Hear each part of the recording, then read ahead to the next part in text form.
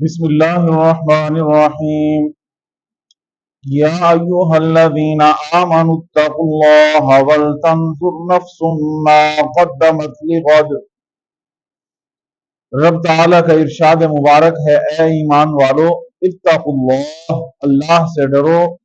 ولتنظر نفس ما قدمت لغد، اور اپنے نفسوں کے اندر غور و فکر کرو کہ تم نے کل کے لیے کیا تیار کیا ہے، کیا بھیجا ہے۔ اس آیت سے ہمیں اللہ تبارک و تعالی فرما رہے ہیں ایمان والوں کو کہ اللہ سے ڈرنے کو اپنی زندگی کا حصہ بنا لو، خوف خدا کو اپنے اندر قائم و راسخ کر لو، اور دوسرے نمبر پہ اس چیز کو تلاش کرو اور اس چیز پر غور و فکر کرو کہ تم نے اپنے کل کے لیے کیا تیار کیا ہوا ہے۔ ہم ہر آنے والے دن کے لیے اور ہر اپنے آنے والے دن کے لیے سوچتے ہیں کہ میرے پاس یہ کچھ آ جائے، میرے پاس یہ کچھ آ جائے، میرے پاس یہ جمع ہو جائے، میرے پاس یہ حاصل ہو جائے،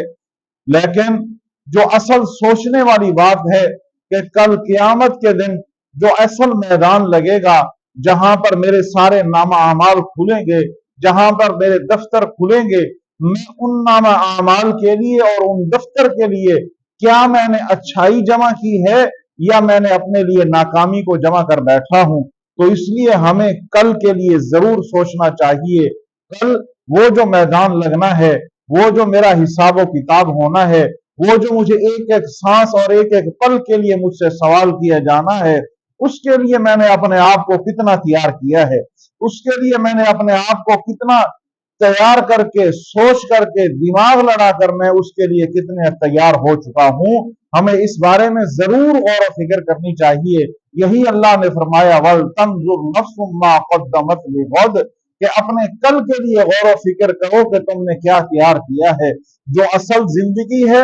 جو اصل ہمارا مقام ہے، جو اصل ہمارا ٹھہرنا ہے، جو اصل ہمارا گھر ہے، اس کے لیے ہم نے اپنے آپ کو کتنا تیار کیا ہوا ہے، یہی ہم نے سوچنا ہے۔ جب دل میں خوف خدا ہوگا، جب دل میں اللہ کا ڈر ہوگا، تو ضرور اس بارے میں میری سوچ جائے گی اور میں اپنے آپ کو تیار کروں گا۔ جس طرح میں اپنی زندگی کے ہر سکون، ہر آسائش دنیا میں تلاش کرتا ہوں کہ میری زندگی پر سکون ہو جائے، میں اس دنیا کے اندر اچھا وقت گزار جاؤں، تو مجھے اس وقت کا بھی تیاری کرنی چاہیے کہ میرا جو اصل گھر ہے، جو اصل ٹھکانہ ہے، میں اس کے لیے کتنے تیار ہوں۔ جب میں اس کی تیاری کر بیٹھوں گا تو میری یہ زندگی بھی سکون والی ہو جائے گی، دنیا والی، اور آخرت میں بھی میں کامیاب ہو جاؤں۔